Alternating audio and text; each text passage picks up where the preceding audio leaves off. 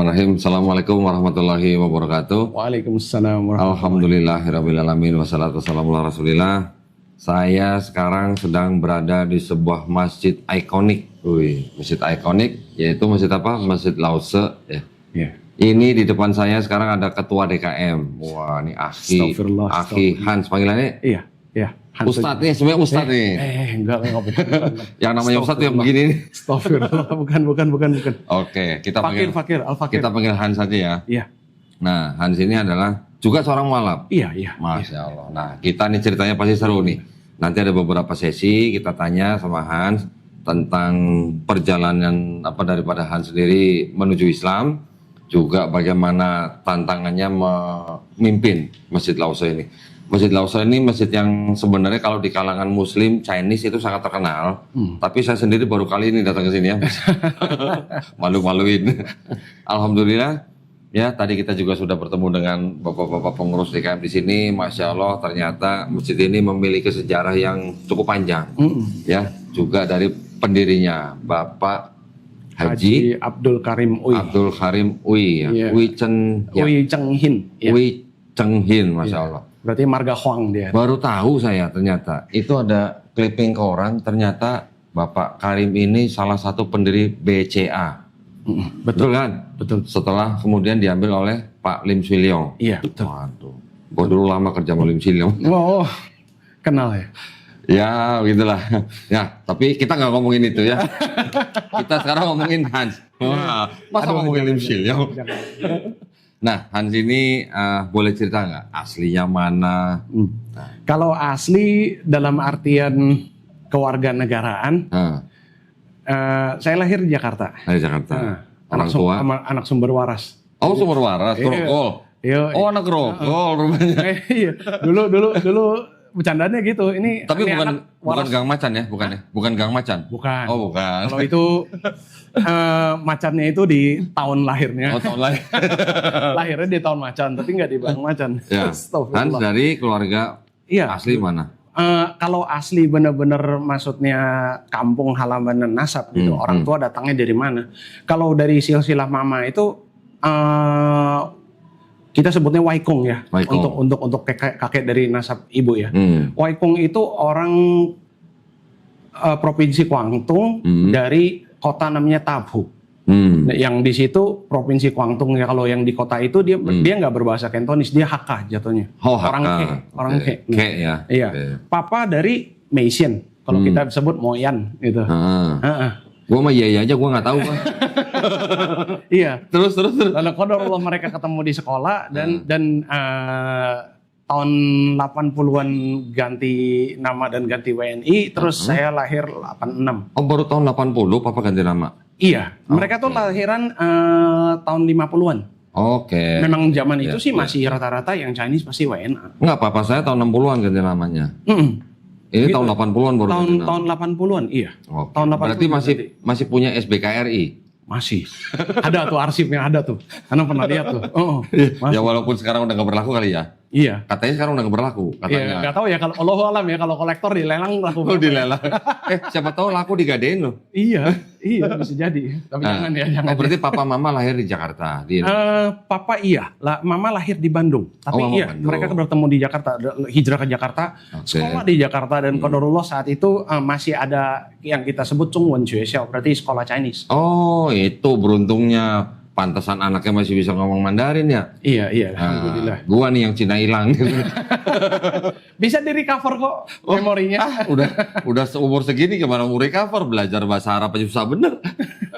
Tapi alhamdulillah sekarang Hans sudah menjadi seorang muslim. Alhamdulillah, bismillah. Ceritanya gimana nih kok bisa jadi? Papa mama dulunya apa? Papa nama biasa ya, kalau orang Tionghoa pada umumnya kalau misalnya mereka domisili nggak ada agama kan jadi masalah. Jadi apa aja yang diisi. Biasanya mereka memilih isi Buddha. Gitu kan? Buddha. Iya. Nah, terlepas dari mereka apakah menjalankan agama Buddha sesuai tuntunan yang diyakini dalam agama Buddha, lain cerita. Alam, ya kan. Dan kadang kita juga nggak aneh ya untuk menemukan di mana mereka akidahnya bercampuran tuh. Ya. Di rumah ada patung Budanya, terus sebelahnya ada dewa-dewa yang Allah alam sebenarnya nggak pernah ada di ajaran Buddha gitu. Dewa Kongkong ada? Hah? Dewa Kuangkong. Kuangkong nggak dipasang untuk disembah, tapi lukisan ada. Oh, lukisannya. Terus dengan syair-syair dan sebagainya. Waduh. Nah, berarti Hans tumbuh besar di keluarga boleh dikatakan Buddha. Iya, gitu. Tapi juga mungkin tidak terlalu aktif gitu ya. Nggak terlalu gimana. Jadi bisa dibilang seperti yang saya pernah ungkapkan di BWA itu, dibilang saya nggak beribadah, nggak juga. Tapi apakah saya seorang Buddhis yang taat di saat itu qadarullah? Kalau ditolak ukurnya tidak sesuai tuntunan kitab, ya kayaknya nggak juga. Iya. Lalu ada sesuatu mujizat juga di sini, yaitu apa? Qadarullah papa ketika masuk ke WNI ganti nama. Allahu alam apa yang Allah rencanakan dan maksudnya memberikan dia ilham seperti itu. Bagaimana ceritanya seorang Tionghoa yang nggak ngerti bahasa Arab ketika memilih nama Indonesia dari sekian ratusan ribuan nama yang bisa dia pilih, subhanallah dia pilih untuk dirinya sendiri Yusuf Tajuddin. Loh, merinding nggak? itu orang Buddha, milih nama Yusuf. Iya, tanpa mengetahui Yusuf artinya apa, Tajuddin artinya apa. Alhamdulillah, subhanallah setelah Anda sendiri belajar dan tahu artinya apa, merinding sendiri. Ya. Dan nama saya dari akta kelahiran sudah Hans Ahmad Yamin. Masya Allah. Di akta kelahirannya Ahmad. Padahal orang Buddha. Itu papa mama sempat cekcokan dulu tuh. Emang nggak bisa dipungkiri ya. Cekcokan. Iya, sempat cekcokan dulu. Ini apa-apaan anaknya dinamain apa. Tapi ya alhamdulillah ala kulli hal benar dari akta kelahiran. Jadi anak bersyahadat dalam keadaan sebelum muslim aja nama udah seperti itu. Sudah Ahmad. Itu kayaknya yang udah ditandain sih. Yang syahadatin bingung apa enggak? Ini gimana mau syahadatin namanya udah Ahmad. Jadi mau kemana pun itu saya keliling bawa paspor gitu, paspor udahlah Indonesia namanya Hans Ahmad Yamin. Pak petugas imigrasi ngeliat mukanya cokin gitu kan. Kemudian like, you Muslim? No. Then why you have Ahmad as a name? Itu pertanyaan yang selalu kayak gitu. Sering gitu ya. Sering ditanyain berarti ya. Kecuali ada pun orang yang menanyakan Hansnya itu cuma kalau ke Eropa doang. Oke. Kayak gitu. Ini mukanya kayak gini kenapa namanya Hans? Jawaban saya selalu nenek moyang lu penjajah. Penjajah. Seperti itu. Alhamdulillah. Terus berarti Hans tumbuh besar remaja. Istilahnya karirnya apa? Sekolah? Qadarullah di sekolah itu orang tua saat itu pemikirannya untuk nyari sekolah untuk anak tuh gini, sekolah apa yang terkenal mungkin bidang A, bidang B-nya itu prestasinya bagus, dekat dari rumah udah masukin aja. Oh gitu, dekat dari rumah, standar paling tinggi. Standarnya itu, yang prestasinya ketahuan bagus, terus dekat dari rumah masukin situ aja, nggak usah ribet. Nah, tapi alhamdulillah, alhamdulillah ini memang jalan Allah ya. Mustahil seorang anak yang, ya mohon maaf kata, ini kan kita bicara apa adanya. Anak yang lahir di dalam keluarga musyrikin mau mengenal Allah itu gimana ceritanya benarnya gitu kan. Qadarullah saat itu sekolah yang mama pilih untuk saya sekolah Kristen. Oh, sekolah Kristen. Yang menjadi wasilah di mana saya untuk pertama kalinya mengetahui Allah. Oh gitu. Gitu kan. Malah di sekolah Kristen. Iya. Gimana ceritanya? Dan ya saya jadi minoritas dalam minoritas gitu kan. Minoritas dalam minoritas. Udah di RT RW minoritas sendiri, masuk ke sekolah Kristen, satu-satunya anak muda di dalam sekolah Kristen. Yang nggak sekolah minggu ya. Kelihatan lah ya dinamiknya seperti apa. Tapi nggak berubah jadi Kristen di sekolah itu? Enggak. Tetap Buddha? Alhamdulillah enggak. Tapi belajar. Karena kan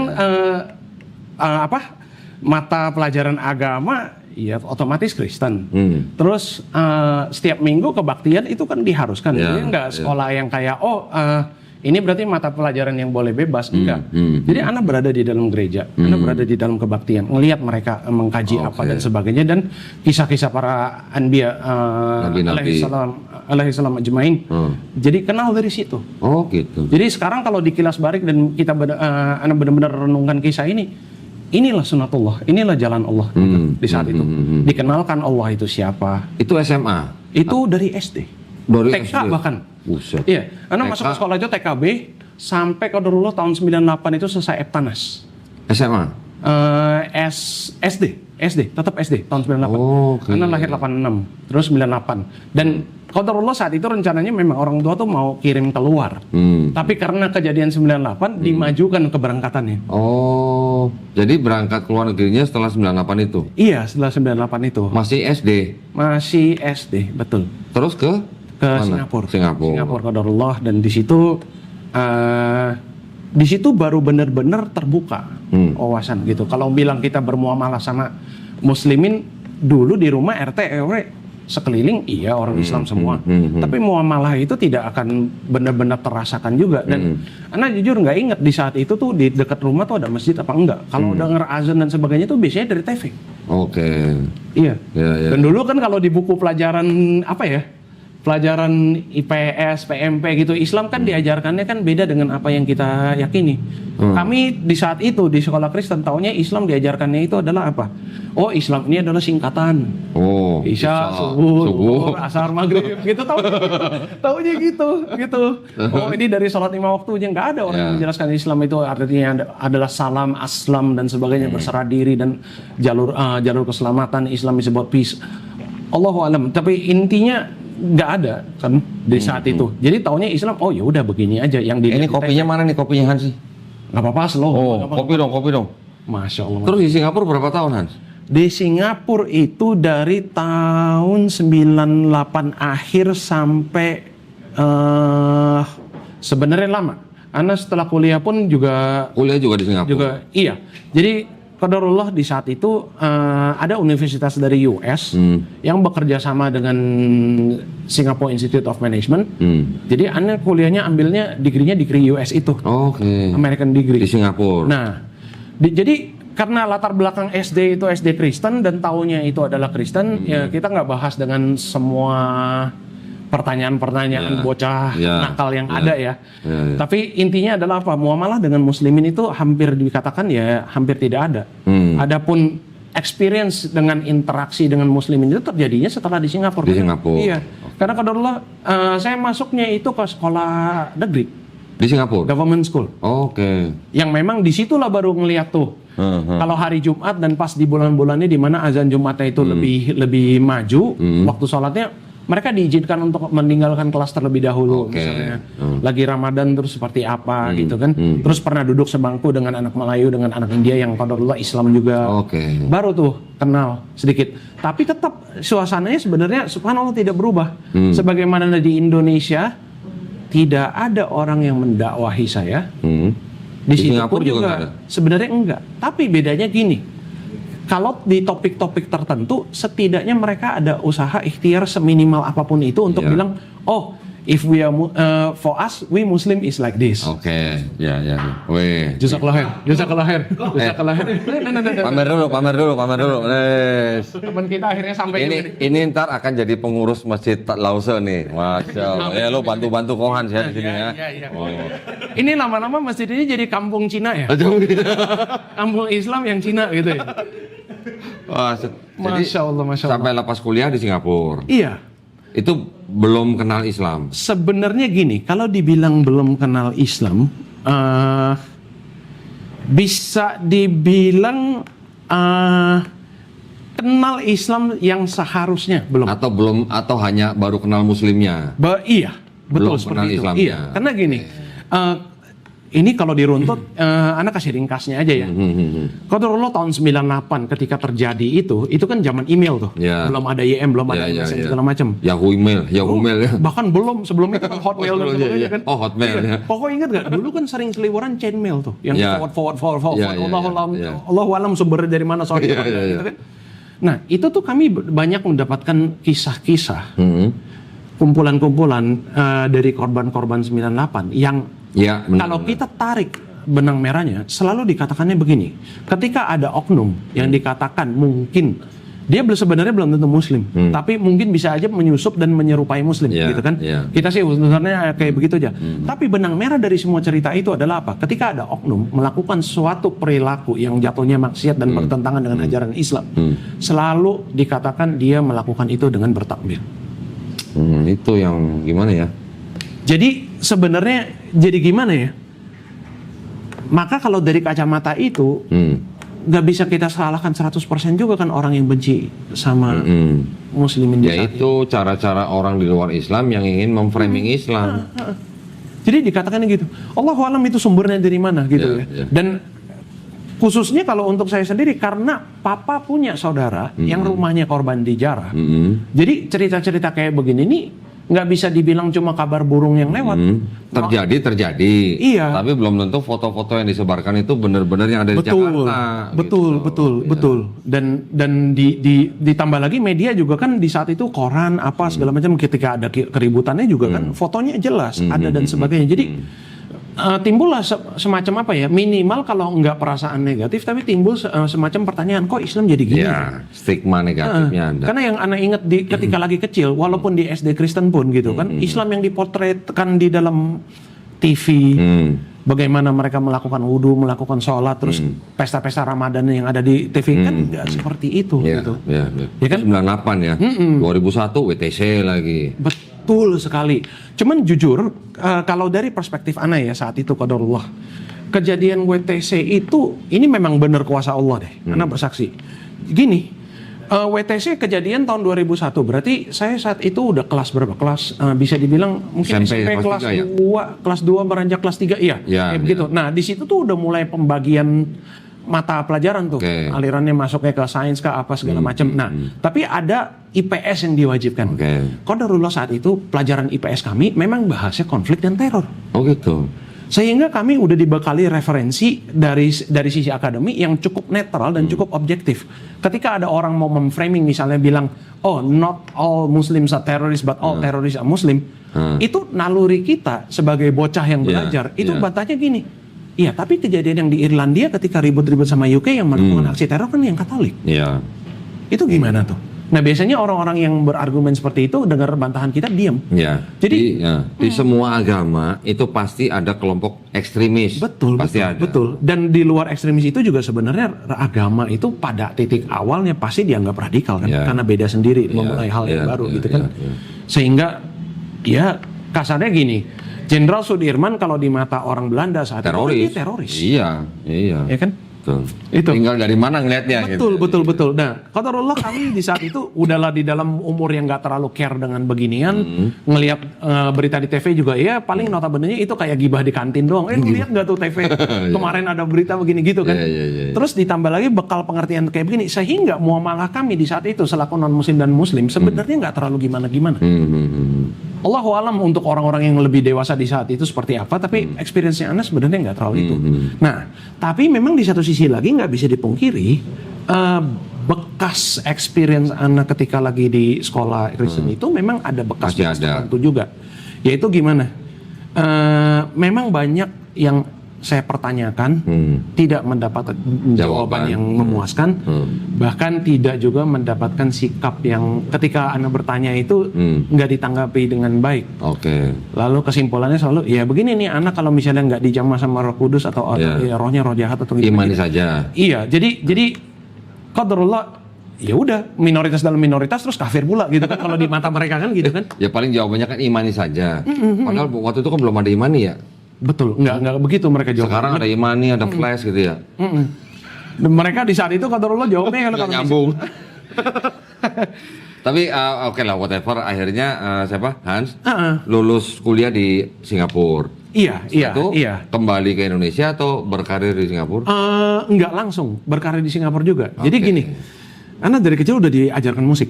Oh gitu.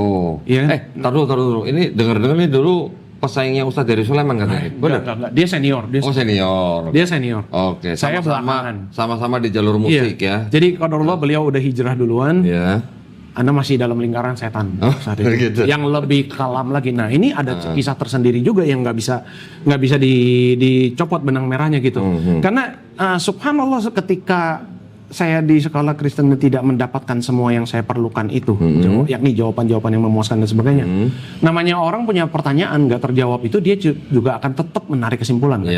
Kesimpulan Anda saat itu qadarullah agak sedikit ekstrim. Gimana? Ekstrimnya gini, kalau ini dikatakan adalah kitab suci, tapi banyak yang ganjil seperti ini. Lalu orang yang konon seharusnya lebih tahu juga nggak bisa menjelaskan. Maka di mana kesucian itu? Tuhan pasti tidak ada. Oh, sampai ke situ. Langsung tariknya begitu. Jadi Anda langsung beranjak dewasa itu dengan akidah la ilaha, tidak ada Tuhan. Ya, baru separuh tuh ya. Iya. Masih setengah gitu. Walaupun itu ada kisah lanjutannya tuh nanti tuh. Nah, jadi qadarullah ketika ada 911 dan sebagainya, ya udah, saya memang ada di mind frame seperti itu yang nggak terlalu care dengan itu. Dan anak kalau udah masuk kuliah kan pasti lebih jauh lagi dari agama kan. Ya. Terus akhirnya berkarir musik di Singapura. Awalnya iya, di situ dulu ngeband dulu. Kalau dulu banyak kakak kelas band. itu di sekolah itu yang juga sukanya musik keras. Oke. Dan Ustadz Dery juga kalau ditanya pasti tahu lah. Musik keras itu kan jadi ladang dakwahnya orang-orang yang berakidah la ilaha. Oke, iya. Satanisme dan sebagainya semuanya di dalam di situ bahkan. Ana dulu pernah pegang kitabnya. Oh, Ana punya salinannya, kitab Satanic Bible, gua punya Satanic Ritual. Anton Lang Yang ya? Anton LaVey dan juga yang aliran lain. Oh, ada lagi. Alistair Crowley dan sebagainya. Naudzubillahi min dzalik. Jadi, tapi ini juga sebenarnya jalan Allah juga karena Anda pernah ada di situ dan ngelihat langsung tipu daya syaitan seperti apa. Maka kalau qadarullah ketika Allah mudahkan hidayah buat Anda, itu picture-nya langsung jadi clear Oke. di depan mata saya. Saya udah tahu. Bahkan saya pernah diganggu ketika lagi sholat. Langsung gitu. Langsung. Terang-terangan gitu diganggunya. Terang-terangan. Berani banget ya. Jadi Anda pernah di satu saat di satu tempat mau sholat nggak ada sajadah, pakai ini, pakai apa? Pakai Koran atau? bukan koran, pakai towel. Oh, tahu. Iya, pakai towel. Bangun di rakaat kedua, bekas tempat di mana Anda bersujud. Ketika kita matanya tuju dan mau baca Al-Fatihah, itu berubah bentuk mukanya Baphomet. Di saat itu Anda senyum aja, udah tahu. Sepanjang saya masih kafir nggak pernah diganggu. Kenapa? Ngapain diganggu orang udah di Entar dulu dong, itu kan cerita udah hijrah. Nah, di Singapura terus berapa lama terus kapan balik ke Indonesia? Gua pakainya runut itu bolak-balik. Itu bolak-balik. Oh, Itu bolak-balik. Karena urusan dengan musik dan sebagainya dan di saat itu Anda sedalam apa? Nggak cuma ngeband, nggak cuma rekaman, nggak cuma tur keliling dunia juga, udah mulai bikin konser juga. Saat itu. Di Singapura. Nah, tur sama band-band Eropa itu juga ada tur Indonesia kan. Jadi mulai kenal di Indonesia dan sebagainya. Awalnya itu balik itu ya bantuin orang tua ini dan itu sebagainya. Terus abis itu karena mereka tahu saya lulusan State University of New York dan belajarnya itu Bachelor of Arts in Communication. Mereka pengen saya dihadirkan sebagai narasumber qadarullah untuk sharing ilmu. Ngobrol-ngobrol aja gitu dengan anak-anak fakultas bahasa dan sebagainya. Itu titik awalnya Anda jadi asisten dosen. Oh, di Indonesia apa di Singapura? Di Indonesia. Di Singapura, di Indonesia. Fast forward itu jadi bolak-balik dan akhirnya makin serius ke situ. Dan masih dengan keyakinan la ilaha itu. Tapi jalan aja dan masih dengan musiknya juga. Masih dengan musiknya juga gitu kan. Mulai ada proyek-proyek dengan band-band Indonesia juga dan sebagainya. Nggak lama dari itu kan timbul masalah yang sebenarnya bukan masalah ya, tapi memang kejadian-kejadian yang ngangkat balik lagi nih isu Islam gitu kan. Di antaranya seperti bom Bali. Habis itu ada lagi isu 212 yang kemarin. Yang karena Anda masih bolak-balik Singapura, kalau lihat berita media dari luar, Anda ngelihat bagaimana mereka memberitakannya, gitu kan.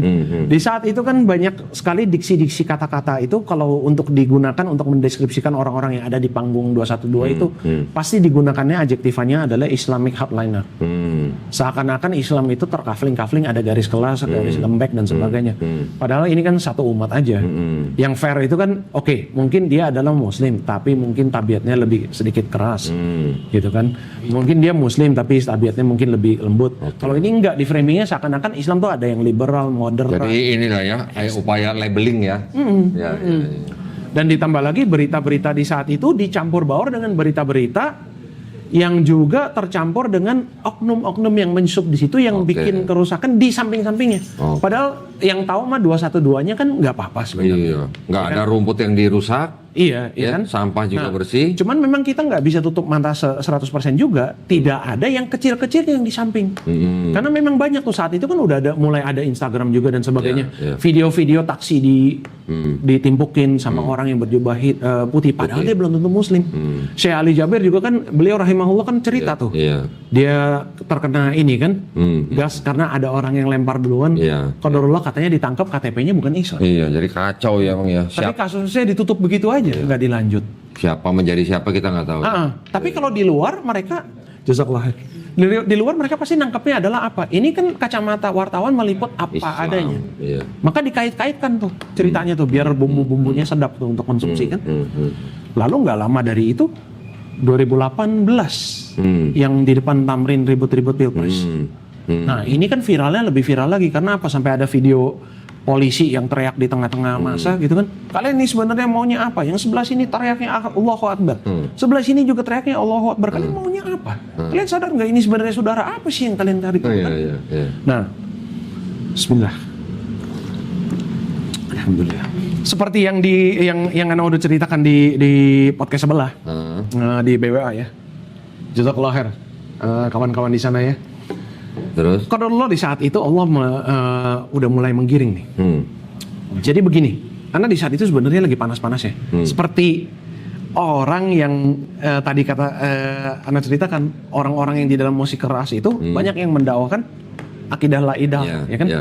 Di antara dia langsung sono ke sembahan setan atau minimal dia ateis dulu dan bilang Tuhan itu nggak ada dan lihatlah kemunafikannya orang beragama dan sebagainya gitu kan.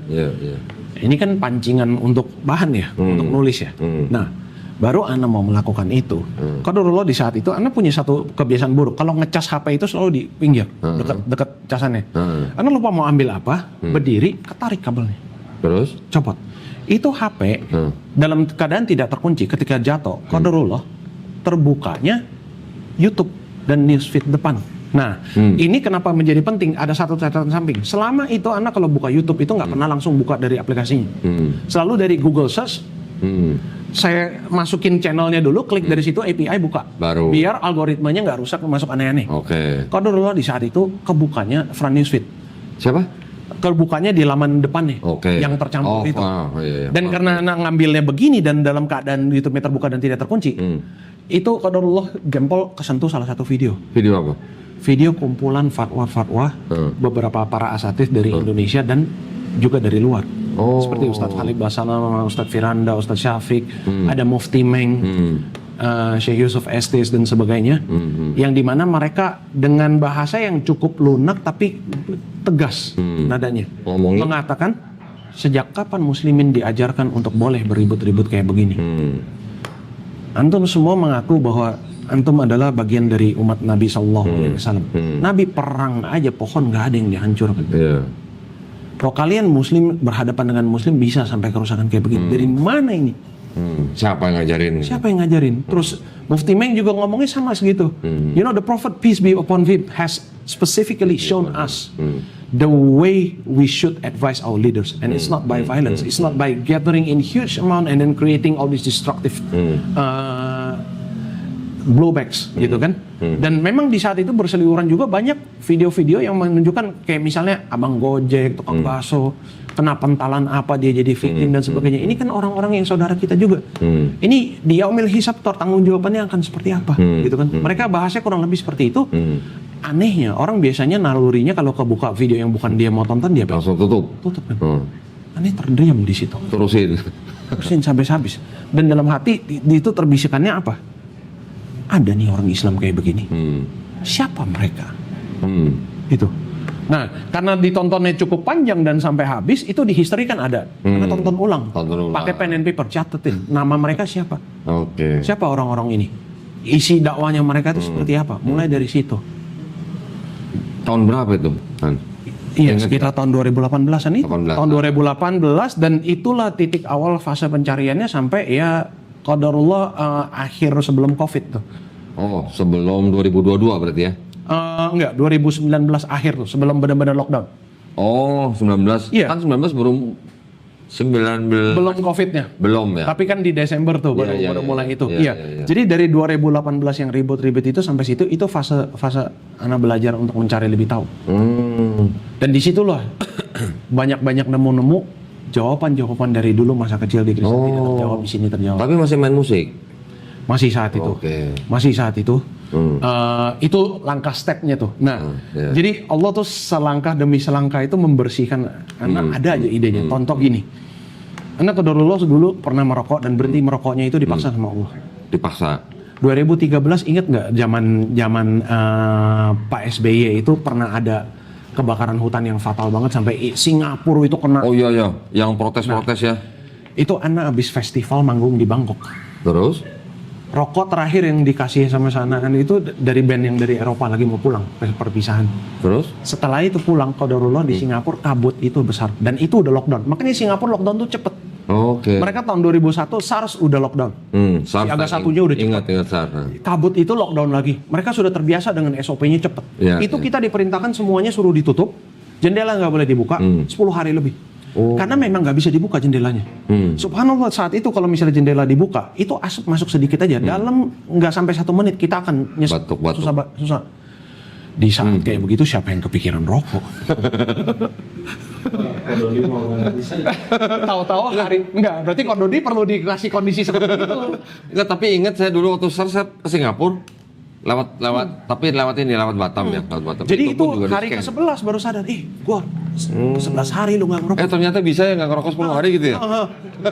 Lanjutin aja apa? Kalau kata pakar behaviorisme kan bilangnya 21 hari itu untuk habit baru. Anak lanjut qadarullah. Sampai balik ke Jakarta, keluar dari Soekarno-Hatta, cium kretek, asapnya jadi ngeganggu. Oke. Ya. Nah, qadarullah lagi saat itu badan udah mulai nggak beres nih. Karena lahir dari keluarga kungfu sebenarnya. Keluarga apa? Keluarga kungfu. Jadi kebayang ya masa kecil kalau kalau pulang bawa rapot merah seperti apa ya? Iya, tahu. Udahlah orang tuanya Cina terus dua aliran yang berbeda. Wah, beletak gitu kan. Iya. Dan di Singapura itu kan dia karena punya sistem wajib militer, pelajaran olahraganya itu adalah udah persiapan untuk militer. Oke. Nah, itu ilmu olahraga seperti itu udah punya. Tapi di masa musikan dan sebagainya mana mungkin diterapkan ya kan? Iya. Badan udah mulai nggak bener nih. Karena pernah di satu sisi, di satu titik obesitas tuh sampai gimana? Kemana-mana jalan harus pakai sepatu boot. Kenapa? Pernah obesitas? Pernah. Maksimum berapa kilo? 105. Oh 105 mah belum lah. Cuman gini, itu udah di fase dimana Anda nggak bisa pakai sandal, nggak bisa pakai sepatu, harus pakai boots. Karena kalau pakai sandal terlalu rendah, oksigen nggak nyampe, blackout. Oh ya? Pengaruh ya? Nah, ya? qadarullah karena kesehatan itu balik, tapi kan ilmunya udah punya, terapin lagi, nge-gym lagi dan sebagainya. Ngatur makan, mulai ngatur. Allahu alam gimana ceritanya, Anda stop makan khinzir. Oke. Apa Rick? Khinzir. Ingat Rick? Dia dulu Kristen tapi nggak boleh makan khinzir. Oh, masya Allah. Dia Advent dulu. Iya. Oke, tunggu sebentar. Saya mau balik lagi nih. Kecepatan nih ceritanya nih. 2018 akhirnya bersahadatnya tahun setelah COVID. Malah 2021 ya. Jadi syahadatnya Anda itu seperti ini. Ketika fase pembelajaran itu kan mencari Tuhan. Oke. Banyak para asatidz yang kita kumpulkan itu udah cukup meyakinkan satu persatu. Tapi ada satu batu terakhir yang Anda masih keganjal di situ, yaitu apa?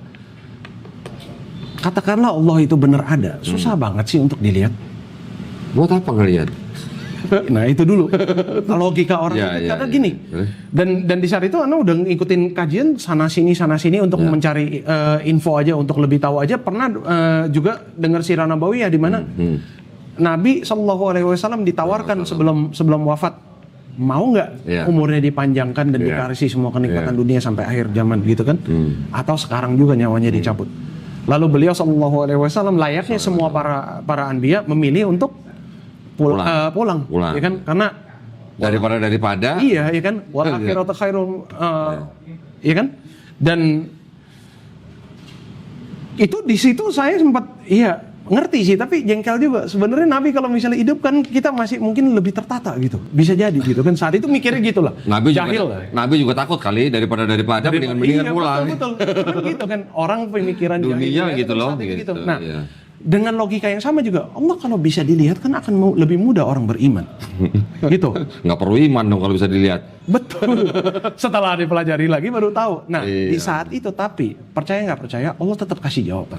Oke, gimana tuh jawabannya? Allah sebaik itu tetap dikasih jawaban. Nah, anak qadarullah anak sains. Jadi mudah untuk gini, terlepas ini secara tafsir benar atau tidak, di saat itu jawaban itu memuaskan. Oke. Anak katakan begitu, biar aman nih ya. Ya. Ayatul Kursi surat Al-Baqarah. Di dalam situ ada kalimat begini. Wasi'a kursiyuhus samawati wal ardh. Di situ anak tercengang. Karena di saat itu juga saya teringat guru fisika saya pernah nanya begini. Katakanlah kalau misalnya ini buku adalah seekor gajah. Lalu di depan sini ada seekor lalat. dan lalatnya sedang menatap ke arah gajah. Dia sedang melihat gajahnya nggak? Sedang melihat Iya, gajah. tapi dia kelihatan nggak? Tapi belum tentu tahu dia itu gajah yang dilihat. Iya, gitu. karena nggak kelihatan, karena Iya, scope of saking light-nya di besarnya. situ. Ya. Nah, logika yang sama di saat itu. Kita hidup di dunia yang sekecil ini dan manusianya pun di dalam buminya sekecil itu. Langit lapisannya ada 7. Iya. Lalu wasi'a kursiyyuhus samawati. Dan kalau dikatakan di dalam Quran itu Allah beristawa, kita nggak debat mengenai keberadaan Nggak usah Allah mentakwil lah. Tapi kalau dikatakan Allah di atas arsy, lalu Sidratul Muntaha, lalu itu Baru arsy itu, di bawahnya kursinya, Iya. dan wasi'a kursiyyuhus samawati wal ardh. Ini kan keblokir mata penglihatan kita kan. Iya. Sama seperti si lalat tadi. Sebenarnya kita tiap kali dengar kita melihat Allah nggak? Betul. Iya. Betul. Di situ Anda terima ilallahnya. Masya Allah. Nah, kenapa Anda ceritakan yang mengenai kungfu itu? Itu terkait juga dengan syahadat ronde pertamanya. Nah, anak bocah latihan kungfu dari kecil, terus habis itu latihan olahraganya yang persiapan wamil. Nggak mungkin dong nggak pernah cedera. Iya. Kan? Iya. Singkat cerita, lutut Ana sama pergelangan kaki pernah cedera dan Ana nggak pernah bisa tekuk full. Dan subhanallah di zaman jahil saat itu Ana berbangga dengan itu. Ana dengan sombongnya di saat itu, semoga Allah maafkan ya. Lutut ini tidak untuk berlutut. Ya, saya ada di bumi ini bukan untuk bersujud. Tapi subhanallah ketika Allah tunjukkan bagian ayat kursi itu dan saya mau beriman, qadarullah. Di malam itu saya udah yakin, besok paginya untuk pertama kalinya dengar azan subuh. 30 tahun lebih hidup di dunia ini, dengar azan 5 kali sehari, nggak pernah merasa terpanggil. Di saat itu untuk pertama kalinya, wallahi ana merasa terpanggil. Tapi nggak bisa sholat. Sujudnya gimana? Belum. Nah itu dia. Berlututnya belum bisa. Di saat itu baru mau nangis tuh. Karena lututnya nggak bisa. Kaki gue sakit dia nggak bisa sujud. Kualat namanya itu namanya. Nah, di situ Anda berpasrah. Jadi dalam hati ngomong aja, ya Allah, kalau saya tidak diperkenankan untuk bersujud kepadamu, saya terima. Mungkin ini balasan dari segala dosa saya yang telah menzalimi diri. Tapi kalau memang saya diperuntukkan dan diperkenankan untuk bersujud kepadamu, maka dalam namamu aku ingin bersujud. Lalu saya bismillah. Di detik itu, wallahi untuk pertama kalinya saya bisa berlutut. Masya Allah. Gimana tuh rasanya tuh pertama kali berlutut gitu tuh? Wah, itu gila. Dan ketika dahi sama hidung itu nyentuh di bawah, ini lucu sebenarnya. Itu kayak ada getaran dalam hati, naik ke hidung, rasanya kayak orang istinsak nyedot air terlalu banyak. Terus langsung bendungan air mata kebentuk. Dan di saat itu di benak otak itu flashback ke belakang semua ya? Semua, wabil khusus urusan hablum minanas. Iya. Orang-orang yang pernah ngejahatin saya one way or another gitu dan sebagainya, yang selama ini nggak pernah bisa ridho dan ikhlas untuk memaafkan. Di saat itu lepas. Itu kayak ada batu yang terangkat dan terkikiskan di situ. Dan terus Anda benar-benar ingat semua pelajaran hidup, perjalanan hidup sampai gitu. Ternyata Allah nggak pernah meninggalkanku sedetik pun. Semua langkah yang dia tuntun itu untuk kembali kepada titik ini. Di situ aku bangun dari sujud itu dan lalu dalam hati berkata begini, ya Allah, aku akhirnya bisa melepaskan ini semua dan aku terima takdirmu. Sekiranya kalau engkau telah memudahkan aku untuk bisa memaafkan orang-orang seperti ini, maka maafkanlah diriku sendiri. Lalu tanganku aku angkat, karena di TV pernah lihat, asyhadu an la ilaha illallah wa asyhadu anna muhammadur rasulullah. Tanpa ada orang yang mengajarkan kalimat itu, kok bisa? Kok bisa? Ya itu kan tuntunan Allah. Dari dulu dengerin azan di TV kan kalimatnya nggak pernah berubah. Iya. Sampai hafal di belakang kepala ternyata. Masuk ke dalam bawah alam sadar kita ya. Iya. Nah, di saat itu udah mau urus domisili dulu, tapi sibuk dengan banyak hal dan lagi masih sering bolak-balik juga. Jadi belum sempat untuk ngurus. Qadarullah pasti tutup COVID ya kan. Wah gimana nih? Belum ngurus catatan sipil kan, udah pasrah aja. Anak kalau misalnya mati dan gak ada saksinya, jasad anak mau diapain terserah Allah. Yang penting ketika roh dicabut, lisan bisa nggak melafazkan la ilaha illallah. Itu bersyahadat sendirinya di mana? Di Indonesia atau di Singapura? Di Indonesia. Di Indonesia. Di rumah sendiri ya. Karena cari kiblat pakai Google aplikasi, ternyata Google punya kiblat finder yang kayak Pokemon Go. Jadi kamera kita itu dibuka terus dicari begitu ketemu you are here gitu. Karena ingatnya gitu. Kalau dulu ngeliat di TV azan orang sholat kiblat basah-basahan, apa yang dibasahin sekurang lebih ada, Anda basahin apa yang Anda ingat aja. Nggak bisa sholat, tahu mereka berruku Tapi dan sujud. setelah itu, maksudnya Hans syahadat di masjid lagi nggak? Setelah COVID-nya sudah, qadarullah disyahadatkan oleh Ustaz Yusman di sini. Masya Allah, ini yang mau syahadatkan ada di sini, Masya Allah. Iya. Alhamdulillah. Iya, dan itu udah setelah COVID-nya. Jadi ketika COVID terjadi, itu wallahi hikmahnya besar sekali. Disyahadatkan ulangnya di masjid ini? Hah? Di masjid ini? Di masjid ini, itu udah setelah COVID-nya udah buka. Oke. Jadi, anak saat itu ketika udah terlanjur lockdown, nggak mau neko-neko. Kita amankan diri kita dulu, biar kalau qadarullah COVID kena, husnul khatimah. Gitu kan. Untungnya alhamdulillah para asatid kita kan nggak diem. Masjid nggak boleh dibuka, kajian online berjalan. Nah disitulah penguatan akidah tuh. Belajar mengenai tauhid, belajar mengenai rukun iman, rukun Islam, fikih sholat, fikih wudhu, sunnah-sunnahnya apa segala macam. Sehingga apa? Pokoknya nggak mau tahu. Selesai kita bebas new normal, Anda udah harus bisa seperti muslim yang lain. Jadi sholat Jumat udah bisa datang, sholat berjamaah ditepok sama orang udah nggak kaget lagi. Gitu-gitu. Nggak begini ya kalau ditepok ya? Kan ada tuh kisah mualaf tuh yang nggak pernah tahu itu dan dia preman ditepok sama orang malah diajak berantem. Kok apa? lagi ibadah diganggu gitu malah. Jadi udah nggak ada yang kayak gitu tuh. Walaupun pertama kali ketepok saking kagetnya sampai berdebar lupa baca sampai mana. Pernah juga sampai lupa baca sampai mana. Syahadat ulangnya di Masjid Lausa tahun berapa? Itu 2021? 2022 atau 23 ya Ustadz ya? Oh 23. Kurang lebih segitu. 23, Masya. Ini berarti yang namanya Muslim Tanjakan yang begini, Muslim Tanjakan nih. Iya. Ya? Iya. Syahadatnya saksinya malaikat. Sama jin setempat. Terus gimana ceritanya kok akhirnya bisa diamanahkan untuk menjadi ketua DKM Masjid Lausa? Qadarullah saat itu sebenarnya gini, ya ini apapun rencana Allah ya. Karena memang dari kecil itu tinggalnya di sini, RT sini. Jadi pulang ke Indonesia pun juga di sini. Qadarullah setelah syahadat di sini dan sering sholat Jumat juga datangnya lebih sering ke sini, tarawih bareng-bareng teman dan sebagainya gitu. Ketua DKM yang sebelumnya Kopitor karena satu hal dan lain hal mengundurkan diri. Dan itu di bulan-bulan di mana memang posisi ini nggak bisa kosong. Maka dibutuhkan sosok untuk mengisi yang prefernya adalah yang domisilinya sedekat masjid, sedekat mungkin. Lalu ketua yayasan saat biar gampang dicari maksudnya. Iya. Biar kalau ada apa-apa gampang disamperin. Iya, cuman ya jujur anak saat itu waduh ini beban nih, karena ini amanah yang besar gitu kan. Sama aja kan kayak kita diambil sama Allah Subhanahu Wa Taala dari kekafiran atau menjadi orang beriman atau menjadi ketua DKM. Betul. Wah ini kan berarti udah amanahnya dari Allah nih. Cuman memang sebenarnya Anda yakin keputusan itu juga bukan tanpa sebab. Iya. Karena qadarullah sebelum Anda diminta untuk jadi ketua DKM, itu fase-fase di mana sebenarnya Anda sempat bertanya mengenai qadarullah. Allah tuh maunya kemana sih? Gue lahir jadi cokin di Indonesia pula gitu. Terus yang kayak begini itu maunya apa gitu. Dan Chinese kalau Muslim itu pasti penasaran dengan Islam di China seperti apa, Islam orang Tionghoa kita sendiri seperti apa, Islam yang Chinese Muslim di Malaysia seperti apa, kepo seperti itu. Terus lalu negara-negara seperti Thailand, Vietnam itu ada Islamnya atau enggak segala macam, pasti kepo yang begituan kan. Belajar dan belajar. Nah, Ana yang notabene-nya qadarullah dari kecil udah dipelajari, udah belajar Mandarin dan di Singapura juga diperdalam lagi sampai bisa sastra kuno dan kalau belajar sastra kuno itu pakai bahasa Islamnya nih kita diwajibkan untuk belajar ilmu tafsir. Waduh. Karena bahasanya itu kan berbeda bahasa kuno. Ada istilah-istilah yang berubah makna.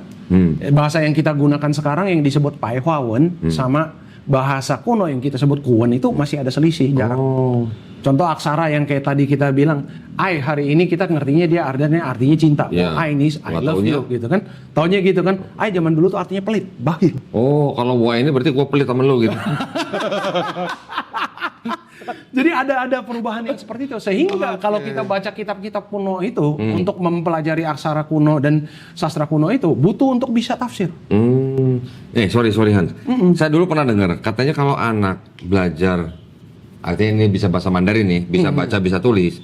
Kalau sampai SMA itu katanya baru sampai kira-kira cuma 3.000 kata, bener nggak? Betul. Kalau kuliah kurang lebih 5.000 kata, bener? Iya. Dan itu nggak susah. Nggak susah? Itu nggak susah. Bener nggak susah. susah Karena gini. Karena logikanya gini, kayak ini sama seperti kalau misalnya anak-anak yang belajar bahasa Indonesia, kalau misalnya di SD mengarang, kalau kita bikin 3 paragraf, satu paragraf itu 10 kalimat dan satu kalimat itu 10 kata, itu udah berapa? Iya kan? Ya. 500 kan? Ya artinya seorang anak lulus SMA dengan bahasa Mandarin, dia sudah bisa baca Quran lah ya. Harusnya iya. Harusnya bisa ya. Kalau dia belajarnya memang konsisten dengan metode yang terstruktur, ya. Dan dia bukan cuma misalnya seminggu sekali dan bahasa itu cuma dipakai ya pertemuan paling 2-3 jam. Kalau yang kayak begitu progresnya pasti lambat. Nah, makanya karena qadarullah di Singapura belajarnya itu kan digembleng banget di situ. Kita sampai bisa mengadakan panelis debate gitu kan, debat pakai bahasa Mandarin. Sorry Hans, ini saya tertarik banget nih sama bahasa Mandarin nih Hans nih. Hans ini bahasa Mandarinnya udah boleh dikatakan ya sudah mahir ya. Bisa nggak mahir? Astagfirullah. Ya cukup untuk menjadi asisten dosen. Tuh, asisten dosen. Oh, berarti sekarang Hans ini adalah seorang asisten dosen. Iya. Di apa? Di beberapa universitas dan qadarullah di Unsada saya ngajarnya Mandarin. Betul. Nah, di UNAS saya pernah mengajar pipa terbalik. Bahasa Indonesia untuk penutur asing. Oh, gitu. Masalahnya guru BI kita kan nggak ada yang bisa Mandarin. Iya. Ngajarin orang-orang Cina gimana? Oh gitu ya. Sebenarnya orang-orang Chinese yang pekerja yang dari luar, pekerja asing datang ke sini tuh pengen banget belajar bahasa Indonesia. Oh gitu. Tapi guru kita memadai atau tidak bisa sampaikan kepada mereka atau tidak? Bisa nggak? Kadang mereka bahasa yang mereka kuasai nggak bisa. Inggrisnya juga masih setengah mateng. Sedangkan si orang Chinanya sendiri juga mungkin Inggrisnya juga setengah mateng. Ini lost in translation nih di pinggir. Yang ini lalu berdampak juga dalam jihad dakwahnya kita juga ke mereka. Itu nanti.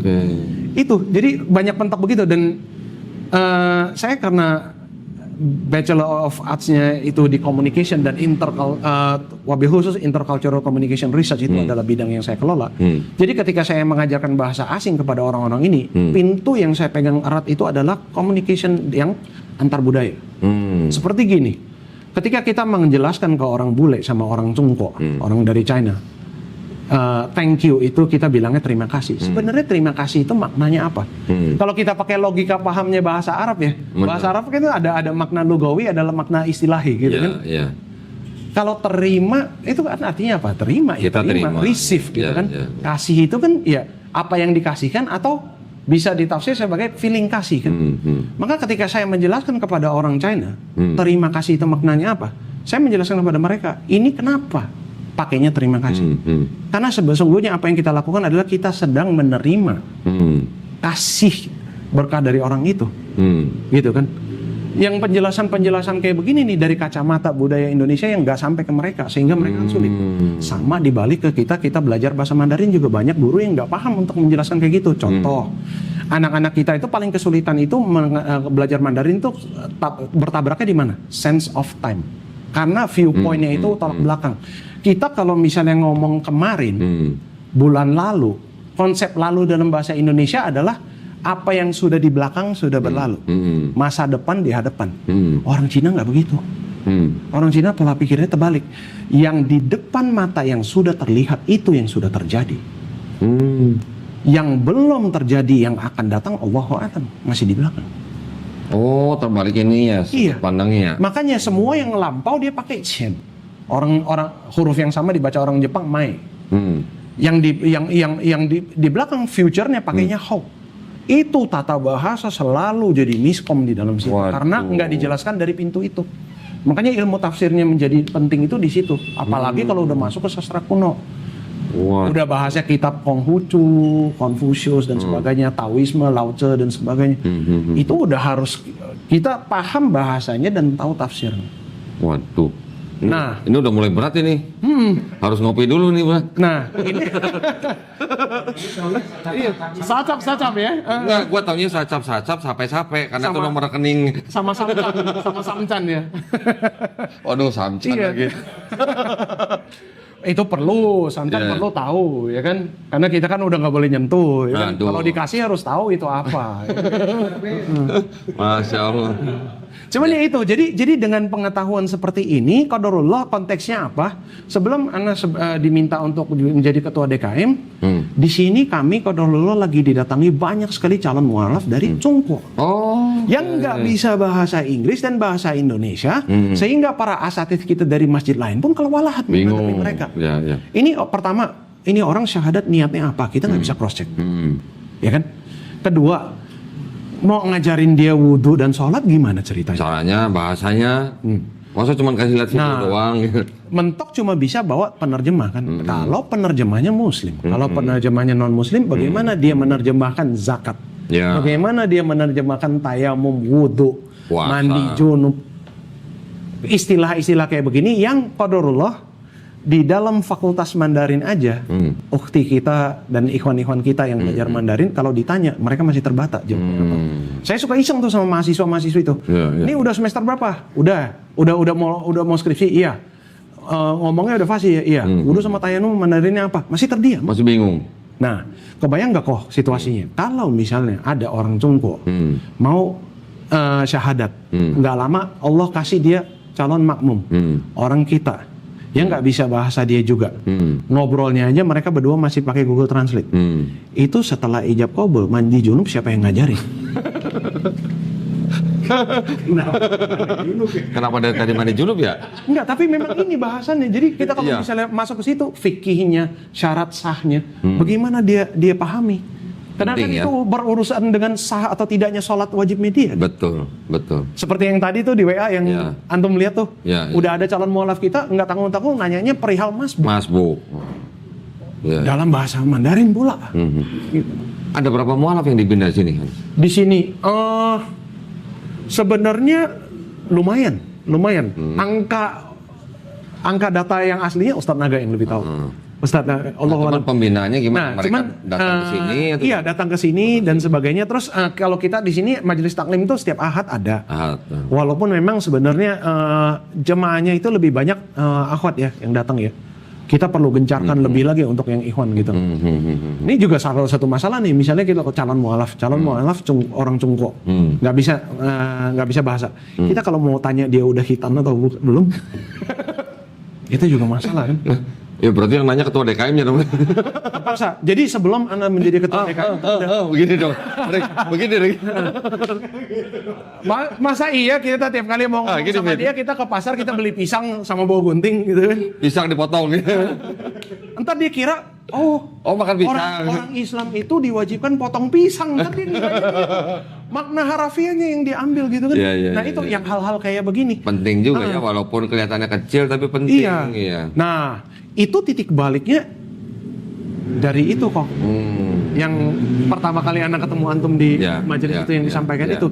Jadi Anda bertanya-tanya sama Allah, kecinaan gue itu manfaatnya apa sebenarnya? Ini maunya dibawanya kemana? Karena kalau kita bicara ilmu adalah agama, maka termasuk ilmu duniawi juga sebenarnya kan minallah. Bener. Maksudnya kemana? Ini Anda dapatkan manfaat dunianya udah, manfaat ukhrawinya ada nggak gitu? Lalu qadarullah nggak lama dari itu Anda bertanya-tanya seperti itu, Allah jawab dengan apa? Ada seorang mahasiswa Anda, ikhwan Chinese, marga Li, Islam dari lahir, karena yang mualaf ayahnya. Sang anak ingin berbakti kepada ayah rahimahullah taala. Yang setelah meninggalkan satu box full isinya tau nggak apa? Mushaf Quran yang terjemahnya Chuan Zhongwen full Mandarin. Di mana itu di Jakarta? Di Jakarta. Ada kitab-kitab yang lainnya juga yang seperti Bulughul Maram dan sebagainya Mandarin. Masya Allah. Mandarin? Yang nerjemahin siapa? Yang nerjemahin siapa? Atau itu buku dari sana? Buku dari sana, dari Cungko. Masya Allah. Masyayikh dari situ, ulama situ. Terus akhirnya gimana? Jadi cetakannya juga jilid cetakan dari publisher dari Cungko. Terus Han langsung minta, udah buat gua aja gitu enggak? Jadi enggak. Jadi anak itu yang datang ke Ana. Masya Allah. Ini peninggalan papa. Papa udah nggak ada. Ana ingin sedekah jariah untuk papa biar pahalanya mengalir. Terus disimpan di mana tuh sekarang di sini? Di rumah. Di rumah. Masih ada di rumah. Karena di saat itu Ana benar-benar gemeter. Ini mau dibawa kemana? Amanah berat nih. Orang menitipkan untuk mau sedekah jariah. Tapi nggak kenal siapa-siapa saat itu. Oke, nggak usah neko-neko. Ana pelajari dulu isinya. Di situ baru langsung selangkah demi selangkah. Oh, wudhu istilahnya begini, tayamum istilahnya begini, mandi junub dijelaskannya dalam Mandarin begini, rukun iman istilahnya begini, rukun Islam, haji itu bahasanya apa? Terjemahannya syahadat itu apa? Takbiratul ihram apa? Iktidal apa? Ruku dan sujud bacaannya tahiyat akhir. Terus sholawat dalam Mandarin apa?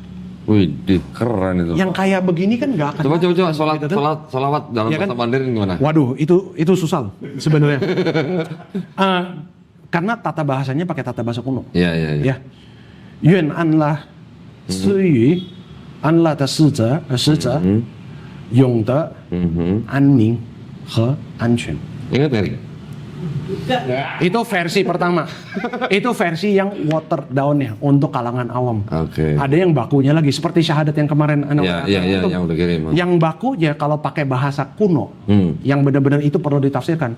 La ilaha illallah itu mereka sebutnya wan u fei zu. Masalahnya orang Cina yang nggak lulus SMA, wan u fei zu artinya apa? Dia sendiri belum tentu ngerti. Oh, gitu. Wan itu artinya puluhan ribu, u artinya benda. Fei itu artinya tidak, bahasa kuno. Zu itu artinya sang pemilik. Tidak ada pemilik untuk semua benda ini. Wei tu cencu. Kecuali satu-satunya adalah dialah Allah Subhanahu wa taala. Masya Allah. Itu harta karun itu berarti yang Maka sehingga kalau misalnya ada orang dari Tiongkok di sini bersyahadat, kan isi formulir dulu. Anda pantau. Ini orang lulusan apa dulu? Kalau dia anak SMA, yang notabene-nya pekerjaannya buruh dan sebagainya. Lagi syahadat ketika dia mengatakan yang Mandarinnya itu disuruh wan u fei zu wei tu chen zu. Bingung. Bagaimana Anda tahu dia syahadat? Ngerti apa yang dia katakan? Maka Anda terjemah pakai Pai Huawan. Yang Anda cocokkan juga dengan para ulama di Taiwan, di Hong Kong kalau menjelaskan itu pakainya apa. Itulah keluar kalimat itu. Wo jianzheng shi shang chu le an le bie wu qi ta de shen ming. Wo jianzheng Muhammad是安乐的使者. Yang kayak begini-gini. Dapat dari situ. Lalu nggak lama dari itu Allah langsung kasih ujian. Ya ini apa? Video antum yang muncul yang si Ahwat salah menerjemah. Yang di Cikarang itu ya? Iya. Di situ Anda benar-benar gemeter benar sampai. Nanti saya minta nomor HP-nya orang itu ya. Iya, saya kasih ke Hans ya. Biar Hans yang bantu ya. Iya, nggak apa-apa, insya Allah. Monitor lah paling nggak ya. Karena benar-benar wallahi Anda rasa bersalah banget saat itu. Karena gini, ini Allah amanahkan. Gudang ilmu ada di rumah nih. Andai kan saat itu Anda lebih aktif, udah kenal Qaulun terlebih dahulu misalnya gitu, lebih terlibat dalam keadaan ini, mungkin bisa jadi saat itu kesalahan itu tidak terjadi. Karena husnuzon dia sebenarnya tahu, mungkin gugup silap lidah. Cuman masalahnya kalau misalnya nggak ada yang betulkan, itu akidahnya bisa. Karena kesalahan terjemahan tersebut. Insya Allah kita nanti perbaikin lah. Nanti saya hubungkan Hans dengan orang itu ya. Nah, seminggu setelah itu lagi sholat Jumat, setelah sholat Jumat Ustadz Naga ngikut Hans. Ada calon mualaf dari Tiongkok, nggak bisa Inggris, nggak bisa bahasa Indonesia. Di sini. Terus? Antum bisa bantu nggak? Ya harus bantu. Di situ anak gemeter. Ini ternyata hikmahnya Allah melahirkan saya di sini dengan segala kondisi ini. Bahasa ini ujungnya mau kemana? Saya selalu ngomongnya sama Mama begini. Apa yang Cheng He sudah lakukan dan belum selesaikan, insya Allah itu di tangan kita. Karena Cheng He di saat itu rahimahullah ta'ala, dia kan utusan negara. Apa yang dia bisa buat dan apa yang dia tidak bolehkan itu dia terbatas. Dia nggak bisa berlaku sebagaimana Wali Songo rahimahullah ta'ala berlaku. Jadi terbatas apa yang dia mampu. Nah, sekarang nih Chinese Muslim yang generasi ini. Udah ada berapa Chinese yang ada di sini? Kalau benar-benar yang dari Tiongkok, kayaknya sudah full, satu tangan full lebih, sedikit. Maksudnya berapa? Termasuk yang sebelum ana yang syahadatkan. Ya, Allah alam kondisi mereka yang sebelum ana syahadatkan itu seperti apa. Tapi yang di tangan yang ana bantu syahadat dan menjelaskan kepada mereka rukun iman itu seperti apa. Ada yang perlu ana buktikan dulu Allah itu adanya, caranya gimana, dalilnya apa. Dan itu nggak bisa disampaikan pakai bahasa Inggris dan bahasa Indonesia. Gitu kan. Nah, itu ada berapa? Kurang lebih sudah hampir 10 orang. Dan lebih lagi. Di hari itu ketika kita ketemu juga qadarullah di situ di Masjid Sunda Kelapa itu ada mualaf dari Tiongkok yang para pemandunya di situ juga kewalahan tuh karena ada yang. Jadi di pagi itu dilangkahkan kakinya ke situ juga. Ternyata Allah punya rencana satu, Allah izinkan kesempatan untuk memperbaiki kesalahan yang si ukti bikin itu, dan kesalahan ana untuk memperbaiki semua ini, sama si mualaf yang satu Cina dia doang itu sendirian di situ yang dari Sunda Kelapa itu. Makanya antum ketika ketemu sama Ustadz Yusman dan Ustadz Naga, ana nggak ada di foto itu. Itu ana lagi menuntun wudhu dia. Oh gitu. Step by step apa yang boleh, apa yang tidak. Bagaimana caranya kalau misalnya kerannya bentuknya kayak begini, airnya jangan mubazir dan sebagainya. Terus sholat dia juga cara taruh tangannya, rukunya seperti apa, Anda perbaiki satu persatu dengan bahasa yang dia bisa paham. Sudah ada belum Hans buku panduan sholat dalam bahasa Mandarin? Sebenarnya udah ada. Dan Anda nemukan beberapa salinan PDF juga yang Anda sempat email ke itu nanti saya juga itu di dalam situ udah ada. Terus Anda cari di YouTube, ternyata banyak sekali channel dakwah Islamiyah yang materinya itu langsung dari Cungko. Khutbah Jumat isinya yang full Mandarin. Ada juga dengan khotib yang beliau, semoga Allah jaga beliau senantiasa, lulusan Madinah. Arabnya bagus sekali. Dan penjelasan Mandarinnya lancar gitu. Jadi buat masjid-masjid yang kedatangan orang dari China yang mau syahadat gitu ya, Insya Allah boleh ya panggil Ustaz Hans namanya. Jangan. Harus dong. Bukan Ustaz. Harus. Kok jangan beban kok. Ini kan jalan kebaikan. Insya Allah. Ko Stephen sampai beliau wafat aja rahimahullah ta'ala aja tetap kokoh. Oke. Anda nggak ingin melakukan. Aku juga punya begitu. Iya kan? Kita mau kokoh aja. Kokoh aja udah. Kita fakir ilmu sebenarnya dengan segala keterbatasan, inilah yang kita mampu. Ya, kan? Dengan sipitnya mata kita, makanya mereka wajib panggil kita kokoh aja gitu. Iya. Jangan bisa gitu. Iya. Nggak apa-apa. Alhamdulillah. Dan ada pintu-pintu dakwah yang hanya kita yang bisa masuk kan. Ya betul. Sebaik-baiknya orang kan orang yang bermanfaat buat orang lain nih. Iya. Anfa'hum linnas. Hans, terima kasih banyak Hans. Ceritanya ini benar sangat inspiratif nih Hans. Benar. Dan banyak sekali mungkin yang nanti kita bisa lakukan bersama. Ya, insya Allah ya. Dalam bidang pembinaan mualaf ya. Anda justru mohon bimbingan ya antum. Bimbingan soal senior ya kan. Mau belajar bahasa Mandarin malah. Boleh. Insya Allah boleh. Tapi udah keburu tua gimana? Ada. Kan la haula wala quwata illa billah. Kemarin dia udah kasih syahadat dalam bahasa Mandarin, gua belajar susah bener. Satu-satu. Kan Rasulullah juga bilangnya belajar itu kan Rabbani ya kan, satu persatu. Ya, insya Allah ya. Ya. Baik, terima kasih banyak. Jazakallah. Mudah-mudahan obrolan kita sama Koko Hans ini bermanfaat ya buat para penonton ya. Amin. Walaupun tadi ada beberapa istilah-istilah yang pemirsa mungkin bingung. Gak apa-apa, nanti karena kita saking fasihnya ngomong. Nanti kita tulisin subtitle ya. Gak apa-apa, Anda mudah kan. Anda kasih kodenya langsung tuh. Tinggal di copy paste tuh ya. Yang penting insya Allah podcast kita ini bermanfaat buat yang nonton. Amin. Dan kalau ada yang buruk tolong jangan dicontoh ya. Nah. Ya baik, terima kasih banyak ya perhatiannya para pemirsa. Mudah-mudahan ini bermanfaat dan membawa inspirasi buat kita. Dan yang paling penting membuat kita istiqomah dan insya Allah husnul khotimah. Amin. Buat para pemirsa juga yang ingin membantu perjuangan dakwah kami, dipersilahkan untuk mengirimkan ke Bank Muamalat. Nah ini yang gue tahu nih, nomor rekeningnya sacap sampai. Masya Allah. Ya, atas nama Yayasan Garda Mualaf Indonesia. Barakallahu fikum, semoga partisipasi para pemirsa diterima di sisi Allah Subhanahu wa taala sebagai amal jariah ya. Amin ya rabbal alamin. Baik, kita jumpa lagi di konten-konten selanjutnya. Akhir kata wabillahi taufiq wal hidayah. Wassalamualaikum warahmatullahi wabarakatuh. Waalaikumsalam. Saya Bukaji. Fukaji. Jazakallah. Barakallahu fikum itu Mandarinnya apa? Apa? An la tufunin. Susah ngulangnya. Satu. Yuk, bisa yuk, bismillah. Asyhadu.